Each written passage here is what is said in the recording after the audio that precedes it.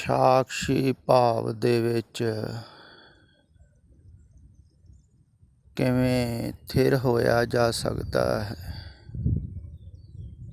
ਪੁੱਛਿਆ ਸੀ ਇਸ ਤੋਂ ਪਹਿਲਾਂ ਸਾਕਸ਼ੀ ਭਾਵ ਵੱਲ ਨੂੰ ਕਿਵੇਂ ਜਾਇਆ ਜਾ ਸਕਦਾ ਹੈ, ਇਹ ਖਿਆਲ ਵਿੱਚ ਲਓ।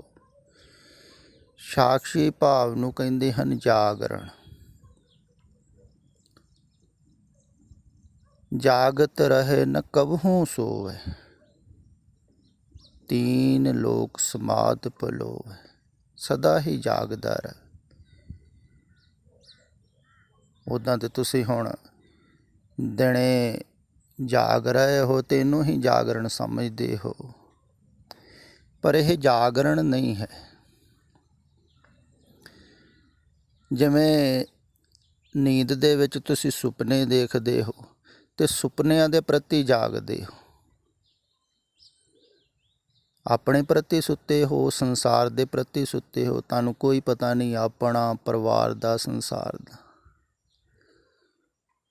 ਤੋ ਸਮੇਂ ਸਮਝ ਲਓ ਮਿਟਿਆ ਹੀ ਹੋਇਆ ਹੈ ਸਾਰਾ ਕੁਛ। ਸੁਪਨੇ ਦੇ ਪ੍ਰਤੀ ਜਾਗਦੇ ਹੋ। ਸੁਪਨ ਅਵਸਥਾ ਦੇ ਵਿੱਚ ਇਹ ਜਿਹੜੀ ਦਿਨੇ ਹੈ, ਇਹਦੇ ਵਿੱਚ ਤੁਸੀਂ ਜਾਗਦੇ ਹੋ ਸੰਸਾਰ ਪ੍ਰਤੀ। ਗੁਰਮੁਖ ਜੋਗੀ ਜਾਗਦੇ, ਹੋਰ ਜਗ ਸੁੱਤਾ ਮੋਹ ਪਿਆਰ। ਹੁਣ ਤੁਸੀਂ ਮੋਹ ਪਿਆਰ ਦੇ ਵਿੱਚ ਸੁੱਤੇ ਹੋਏ ਹੋ, ਭਾਵ ਕਿ ਸੰਸਾਰ ਵੱਲ ਤੁਸੀਂ ਜਾਗਦੇ ਹੋ, ਆਪਣੇ ਵੱਲ ਸੁੱਤੇ ਹੋਏ ਹੋ।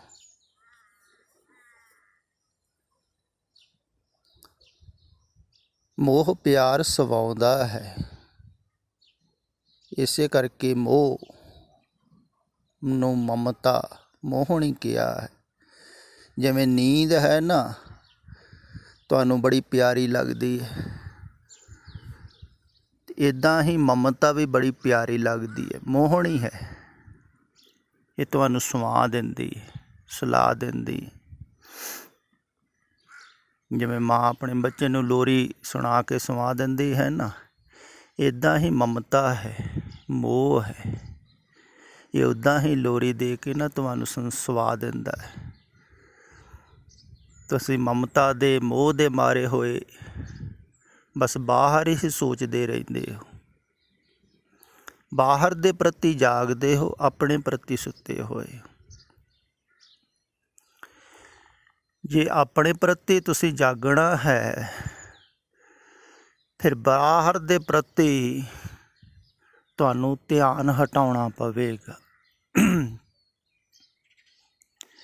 ਇਸ ਗ੍ਰਹਿ ਮੇਂ ਕੋਈ ਜਾਗਤ ਰਹੇ, ਸਾਬਤ ਵਸਤ ਉਹ ਆਪਣੀ ਲਹੇ। ਆਪਣੇ ਅੰਦਰ ਜਾਗਦਾ ਰਵੇ। ਹੁਣ ਤੁਸੀਂ ਬਾਹਰ ਜਾਗਦੇ ਹੋ, ਅੰਦਰ ਨਹੀਂ ਜਾਗਦੇ ਹੋ।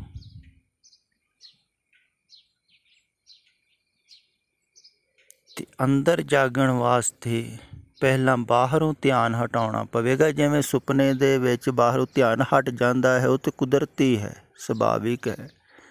ਤੁਸੀਂ ਸੌਂ ਜਾਂਦੇ ਹੋ, ਦਿਮਾਗ ਸੌਂ ਜਾਂਦਾ ਹੈ, ਬਾਹਰ ਦਾ ਖਿਆਲ ਨਹੀਂ ਰਹਿੰਦਾ ਹੈ, ਅਤੇ ਧਿਆਨ ਹਟ ਗਿਆ, ਸੁਪਨੇ 'ਚ ਲੱਗ ਗਿਆ। ਪਰ ਇਹ ਧਿਆਨ ਹਟਾਉਣਾ ਪੈਂਦਾ ਹੈ, ਬਾਹਰ ਸੁਰਤ ਹਟਾਉਣੀ ਪੈਂਦੀ ਹੈ। ਜਾਗਤ ਰਹੇ ਨ ਅਲੀਆ ਭਾਖੇ, ਪਾਂਚੋ ਇੰਦਰੀ ਬਸ ਕਰ ਰਾਖੇ।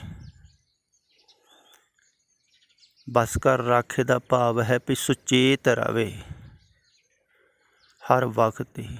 ਇਹਨੂੰ ਹੀ ਸਿਮਰਨ ਕਿਹਾ ਹੈ, ਇਹਨੂੰ ਧਿਆਨ ਕਿਹਾ ਹੈ। ਵੀ ਅੱਠੇ ਪਹਿਰ ਧਿਆਨ ਰੱਖੇ, ਵੀ ਬਾਹਰ ਜਿਹੜੀਆਂ ਇੰਦਰੀਆਂ ਜੁੜਦੀਆਂ ਹਨ ਸੰਸਾਰ ਨਾਲ, ਉਹਨਾਂ ਦੁਆਰਾ ਬਾਹਰ ਧਿਆਨ ਜਾਂਦਾ ਹੈ, ਅਤੇ ਬਾਹਰ ਧਿਆਨ ਘੱਟ ਜਾਵੇ ਤਾਂ ਹੀ ਤੁਸੀਂ ਅੰਦਰੋਂ ਜਾਗੋਗੇ ਨਾ।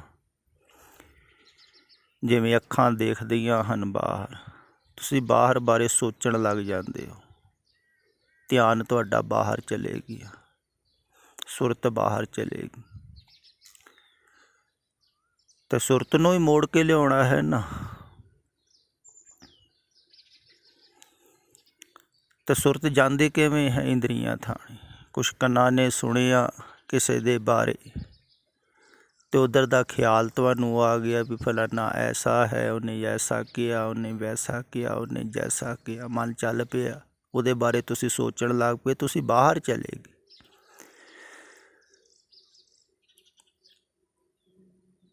ਤੇ ਜਿਹੜਾ ਸੁਚੇਤ ਰਹਿੰਦਾ ਹੈ ਵੀ ਇੰਦਰੀਆਂ ਕੋ ਓਨਾ ਹੀ ਕੰਮ ਲੈਣਾ ਹੈ ਜਿੰਨਾ ਜ਼ਰੂਰੀ ਹੈ, ਜਿੰਨਾ ਦੇਖਣਾ ਜ਼ਰੂਰੀ ਹੈ ਓਨਾ ਹੀ ਦੇਖਣਾ, ਜਿੰਨਾ ਸੁਣਨਾ ਜ਼ਰੂਰੀ ਹੈ ਓਨਾ ਹੀ ਸੁਣਨਾ।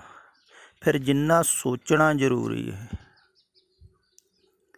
ਸੋਚ ਵਿਚਾਰ ਦੀ ਆਦਮੀ ਦੀ ਆਦਤ ਬਹੁਤ ਜ਼ਿਆਦਾ ਬਣਦੀ ਜਾ ਰਹੀ ਹੈ। ਬੋਲਣ ਦੀ ਵੀ ਬਣਦੀ ਜਾ ਰਹੀ ਹੈ, ਪਰ ਸੋਚਣ ਦੀ ਜ਼ਿਆਦਾ ਬਣਦੀ ਜਾ ਰਹੀ ਹੈ। ਛੋਟੇ ਬੱਚੇ ਵੀ ਬਹੁਤ ਜ਼ਿਆਦਾ ਸੋਚਣ ਲੱਗ ਪਏ ਹਨ ਅਤੇ ਇਹ ਆਦਤ ਬਹੁਤ ਘਾਤਕ ਹੋਵੇਗੀ ਅੱਗੇ ਤੋਂ ਅੱਗੇ ਆਦਮੀ ਵਾਸਤੇ, ਕਿਉਂਕਿ ਸੋਚ ਵਿਚਾਰ ਸਦਾ ਸੰਸਾਰ ਦੀ ਹੁੰਦੀ ਹੈ।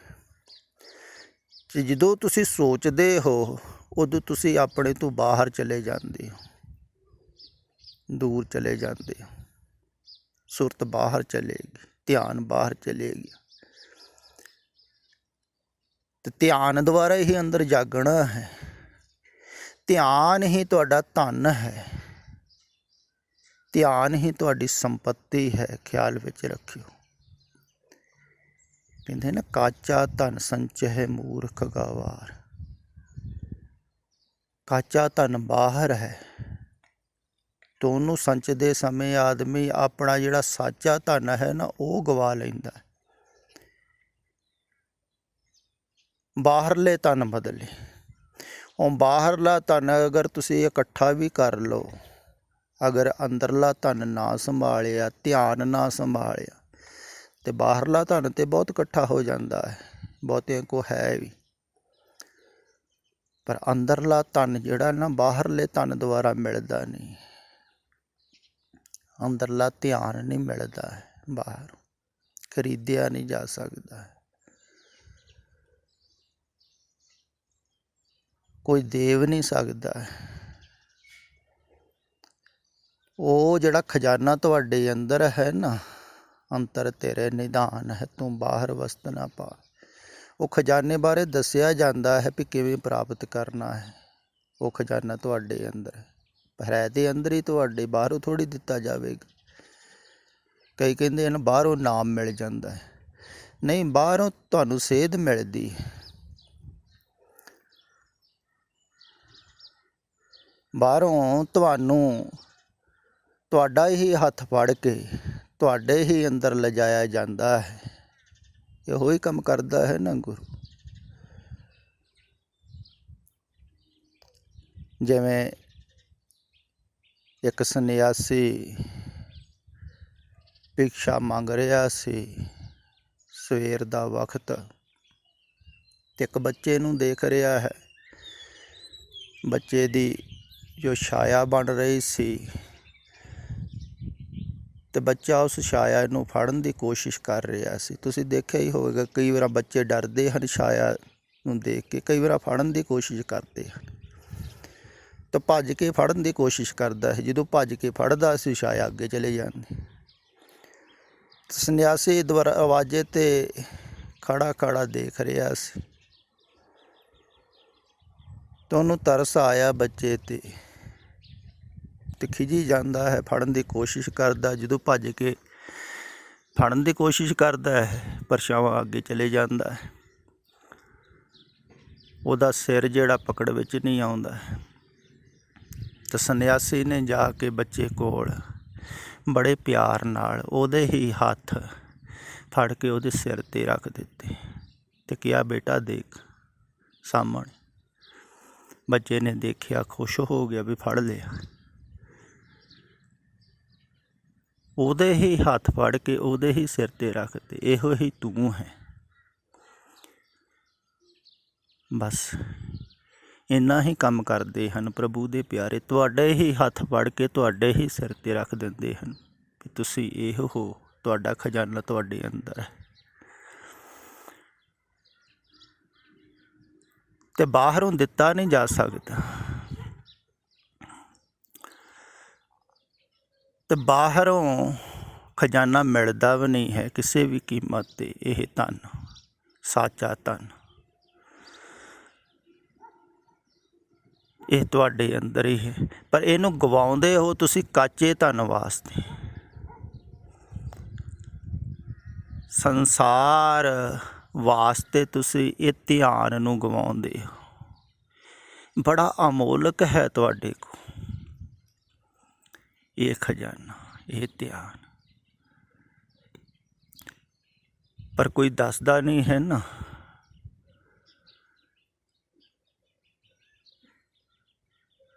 ਸੰਸਾਰਿਕ ਲੋਕ ਤੇ ਬਾਹਰ ਜੋ ਸੰਸਾਰ ਦੇ ਵਿੱਚ ਹੈ ਉਹਨੂੰ ਹੀ ਧਨ ਸਮਝਦੇ ਹਨ।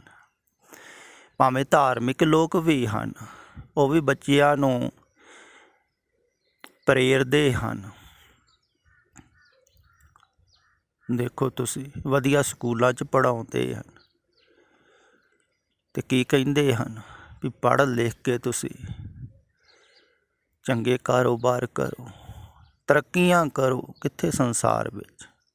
ਸੰਸਾਰ ਦੀ ਵਾਸ਼ਨਾ ਕਰਕੇ ਤੁਸੀਂ ਸਕੂਲਾਂ 'ਚ ਪੜ੍ਹਾ ਰਹੇ ਹੋ। ਕਿੰਨਾ ਵੀ ਧਾਰਮਿਕ ਆਦਮੀ ਹੋਵੇ, ਤੁਸੀਂ ਦੇਖੋ ਜਿਨ੍ਹਾਂ ਨੂੰ ਤੁਸੀਂ ਮੰਨਦੇ ਹੋ ਧਾਰਮਿਕ ਆਗੂ, ਉਹਨਾਂ ਦੇ ਬੱਚੇ ਵੀ ਸਰਕਾਰੀ ਸਕੂਲਾਂ 'ਚ ਪੜ੍ਹ ਰਹੇ ਹਨ, ਵਧੀਆ ਸਕੂਲਾਂ 'ਚ ਪੜ੍ਹ ਰਹੇ ਹਨ, ਇੰਗਲਿਸ਼ ਮੀਡੀਅਮ ਪੜ੍ਹਾ ਰਹੇ ਹਨ। ਤਾਂ ਉੱਥੇ ਦੱਸਿਆ ਕੀ ਜਾ ਰਿਹਾ ਹੈ? ਸਕੂਲਾਂ 'ਚ ਕੀ ਪੜ੍ਹਾਇਆ ਜਾ ਰਿਹਾ? ਸੰਸਾਰ ਦੇ ਵਿੱਚ ਸਫਲ ਹੋਣ ਵਾਸਤੇ ਹੀ ਪੜ੍ਹਾਇਆ ਜਾ ਰਿਹਾ ਹੈ ਨਾ। ਸੰਸਾਰ ਵਿੱਚ ਧਨ ਖੱਟਣਾ ਹੈ, ਪ੍ਰਭੁਤਾ ਖੱਟਣੀ ਹੈ, ਮਾਣ ਵਡਿਆਈ ਖੱਟਣੀ ਹੈ, ਕੁਛ ਬਣਨਾ ਹੈ, ਕੁਛ ਹੋ ਕੇ ਦਿਖਾਉਣਾ ਹੈ।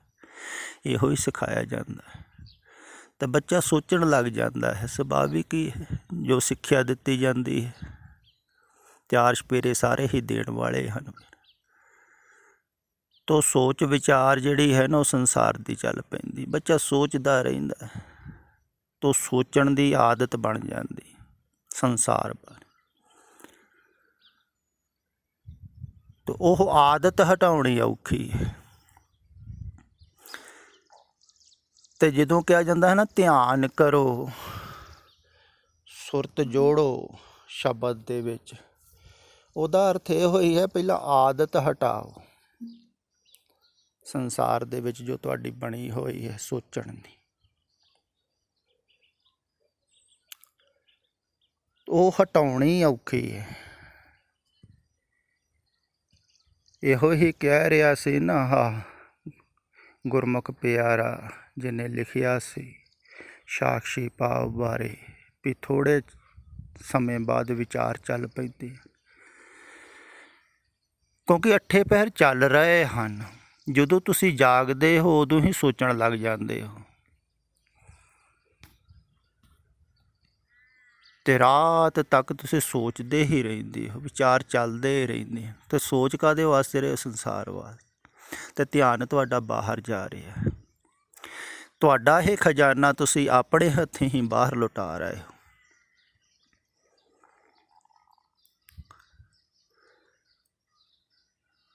ਇਹੋ ਹੀ ਪ੍ਰਮਾਤਮਾ ਨੇ ਤੁਹਾਨੂੰ ਦਿੱਤਾ ਹੈ ਅਮੋਲਕ ਖਜ਼ਾਨਾ, ਇਹਨੂੰ ਹੀ ਧਨ ਕਿਹਾ ਹੈ। ਧਿਆਨ ਜਿਹੜਾ ਸੰਸਾਰ ਦੇ ਵਿੱਚ ਤੁਸੀਂ ਖਰਚ ਕਰਦੇ ਹੋ, ਅਤੇ ਜਦੋਂ ਤੁਸੀਂ ਬਾਹਰ ਤੋਂ ਸੁਰਤ ਨੂੰ ਹਟਾਉਂਦੇ ਹੋ, ਹਟਾਉਣੀ ਬਹੁਤ ਔਖੀ ਹੈ, ਖਿਆਲ ਵਿੱਚ ਰੱਖਣੀ ਹੈ ਗੱਲ। ਇਹੋ ਹੀ ਕੰਮ ਕਰਨਾ ਔਖਾ ਹੈ ਵੀ ਸੰਸਾਰ ਵਿੱਚੋਂ ਸੁਰਤ ਨੂੰ ਹਟਾਉਣਾ ਕਠਿਨ ਹੈ, ਕਿਉਂਕਿ ਵਾਰ-ਵਾਰ ਖਿਆਲ ਕਰ ਕਰਕੇ ਬਹੁਤ ਜ਼ਿਆਦਾ ਜੁੜ ਜਾਂਦੀ, ਸੰਸਾਰ ਨਾਲ ਜੁੜ ਜਾਂਦੀ ਹੈ। ਧਾਰਮਿਕ ਲੋਕ ਆਪਣੇ ਢੰਗ ਨਾਲ ਕਿਸੇ ਨਾ ਕਿਸੇ ਜਗ੍ਹਾ ਦੇ ਨਾਲ ਜੁੜ ਜਾਂਦੇ ਹਨ, ਕਿਸੇ ਸਥਾਨ ਦੇ ਨਾਲ ਜੋੜ ਦਿੰਦੇ ਹਨ, ਕਿਤੇ ਨਾ ਕਿਤੇ ਬਾਹਰ ਜੁੜੀ ਹੀ ਰਹਿੰਦੀ ਹੈ। ਅਤੇ ਉਹਦੇ ਬਾਰੇ ਆਦਮੀ ਸੋਚਦਾ ਰਹਿੰਦਾ ਹੈ, ਮਨ ਚੱਲਦਾ ਰਹਿੰਦਾ। ਹੁਣ ਜਿਹੜਾ ਅੱਠੇ ਪਹਿਰੇ ਚੱਲ ਰਿਹਾ ਉਹਨੂੰ ਰੋਕੋਗੇ ਕਿਵੇਂ? ਬਹੁਤ ਕਠਿਨ ਹੈ ਨਾ ਰੋਕਣਾ। ਜਿਵੇਂ ਕੋਈ ਅੱਠੇ ਪਹਿਰੇ ਦੌੜ ਰਿਹਾ ਹੋਵੇ, ਦੌੜ ਹੀ ਰਿਹਾ ਹੋਵੇ, ਇੱਕਦਮ ਤਾਂ ਰੁਕੇਗਾ ਹੀ ਨਹੀਂ, ਹੌਲੀ ਹੌਲੀ ਰੁਕੇਗਾ। ਤਾਂ ਮਨ ਨੂੰ ਕਲੰਦਰ ਕਿਹਾ ਹੈ। ਜਿਵੇਂ ਬਾਂਦਰ ਨਹੀਂ ਦੇਖਿਆ ਛੋਟਾ ਤੁਸੀਂ, ਛਾਲਾਂ ਹੀ ਮਾਰਦਾ ਰਹਿੰਦਾ, ਰੁਕਦਾ ਹੀ। ਇੱਦਾਂ ਹੀ ਟਪੂਸੀਆਂ ਹੀ ਮਾਰਦਾ ਹੈ, ਵਿਚਾਰ ਹੀ ਕਰਦਾ ਰਹਿੰਦਾ। ਅਤੇ ਖਿਆਲ ਰੱਖੋ, ਸੁਚੇਤ ਰਹੋ, ਜਾਗਤ ਰਹੇ, ਜਾਗਦਾ ਰਹੇ। ਜਿਹੜਾ ਅੰਦਰੋਂ ਸੁਚੇਤ ਰਵੇ, ਜਾਗਣ ਦਾ ਅਰਥ ਹੁੰਦਾ ਹੈ ਜਾਗਤ ਰਹਿਣਾ। ਲਿਆ ਪਾਖੇ ਪਾਂਚੋਂ ਇੰਦਰੀ ਬਸ ਕਰ ਰੱਖੇ। ਪੰਜਾਂ ਇੰਦਰੀਆਂ ਵੱਲ ਖਿਆਲ ਰੱਖੇ। ਜਦੋਂ ਕੋਈ ਵਿਚਾਰ ਤੁਰੇ, ਖਿਆਲ ਆਵੇ, ਉਸੇ ਵੇਲੇ ਸੁਚੇਤ ਹੋਵੇ ਵੀ ਇਹਦੇ ਸੋਚਣ ਦਾ ਕੀ ਫਾਇਦਾ, ਵੀ ਸੋਚ ਸੋਚ ਕੇ ਮਿਲੂਗਾ ਕੀ। ਕਈ ਵਾਰ ਤੁਹਾਨੂੰ ਪਤਾ ਵੀ ਨਹੀਂ ਲੱਗਦਾ ਹੈ, ਬਹੁਤਿਆਂ ਨੂੰ ਵਿਚਾਰ ਆ ਜਾਂਦੇ ਹੈ, ਵਿਚਾਰ ਦੇ ਪਿੱਛੇ ਹੋਰ ਵਿਚਾਰ, ਹੋਰ ਵਿਚਾਰ, ਤੁਸੀਂ ਪਤਾ ਨਹੀਂ ਕਿੱਥੇ ਦੇ ਕਿੱਥੇ ਪਹੁੰਚ ਜਾਂਦੇ ਹੋ ਵਿਚਾਰਾਂ ਦੇ ਵਿੱਚ, ਕੋਈ ਮਤਲਬ ਵੀ ਨਹੀਂ ਹੁੰਦਾ। ਫਿਰ ਤੁਹਾਨੂੰ ਖਿਆਲ ਆਉਂਦਾ, ਉਹ ਲੈ ਇਹ ਕੀ ਸੋਚਣ ਲੱਗ ਪਿਆ ਮੈਂ ਕਈ ਚਿਰ ਬਾਅਦ। ਪਰ ਫਿਰ ਵੀ ਅਗਰ ਖਿਆਲ ਆ ਜਾਵੇ ਫਿਰ ਹਟੋ, ਸੁਚੇਤ ਰਹੋ ਅੰਦਰੋਂ, ਫਾਲਤੂ ਦਾ ਸੋਚੋ ਨਾ। ਜਿੰਨਾ ਜ਼ਰੂਰੀ ਹੈ ਜੀਵਨ ਵਾਸਤੇ ਓਨਾ ਹੀ ਸੋਚੋ, ਜਿੰਨਾ ਜ਼ਰੂਰੀ ਹੈ ਓਨਾ ਹੀ ਸੁਣੋ, ਓਨਾ ਹੀ ਸੰਸਾਰ ਦੇ ਨਾਲ ਜੁੜੋ ਜਿੰਨਾ ਜ਼ਰੂਰੀ ਹੈ। ਇਹਨੂੰ ਹੀ ਧਿਆਨ ਕਿਹਾ ਹੈ, ਇਹਨੂੰ ਹੀ ਸਿਮਰਨ ਕਿਹਾ ਹੈ। ਯਾਦ ਰੱਖੋ ਅੱਠੇ ਪਹਿਰ ਵੀ ਤੁਹਾਡੇ ਅੰਦਰ ਉਹ ਜਿਹੜਾ ਖਜ਼ਾਨਾ ਹੈ ਨਾ, ਉਹ ਤੁਸੀਂ ਜਾਗਦੇ ਰਹੋਗੇ ਤਾਂ ਬਚਾ ਸਕੋਗੇ। ਜਿਵੇਂ ਕੋਈ ਪਹਿਰੇਦਾਰ ਹੋਵੇ ਖਜ਼ਾਨੇ 'ਤੇ ਬੈਠਾ ਹੋਇਆ, ਅਗਰ ਉਹ ਜਾਗਦਾ ਰਹੇਗਾ ਤਾਂ ਖਜ਼ਾਨੇ ਨੂੰ ਸੇਫ ਰੱਖੇਗਾ। ਜਦੋਂ ਉਹ ਸੌਂ ਜਾਵੇਗਾ ਤਾਂ ਲੁੱਟ ਲੈਣਗੇ ਬਾਹਰੋਂ ਲੋਕ। ਇੱਦਾਂ ਹੀ ਤੁਹਾਡਾ ਖਜ਼ਾਨਾ ਲੁੱਟਿਆ ਜਾਂਦਾ ਹੈ ਜਦੋਂ ਤੁਸੀਂ ਅੰਦਰੋਂ ਸੌਂ ਜਾਂਦੇ ਹੋ। ਅਤੇ ਅੰਦਰੋਂ ਜਿਹੜਾ ਜਾਗਦਾ ਰਹਿੰਦਾ ਹੈ ਨਾ, ਉਹ ਫਿਰ ਆਪਣੇ ਧਿਆਨ ਰੂਪੀ ਖਜ਼ਾਨੇ ਨੂੰ ਸੇਫ ਰੱਖਦਾ ਹੈ। ਉਹੋ ਹੀ ਹੈ ਖਜ਼ਾਨਾ ਤੁਹਾਡੇ ਕੋਲ, ਜਿਹੜਾ ਤੁਹਾਡੇ ਅੰਦਰ ਹੈ।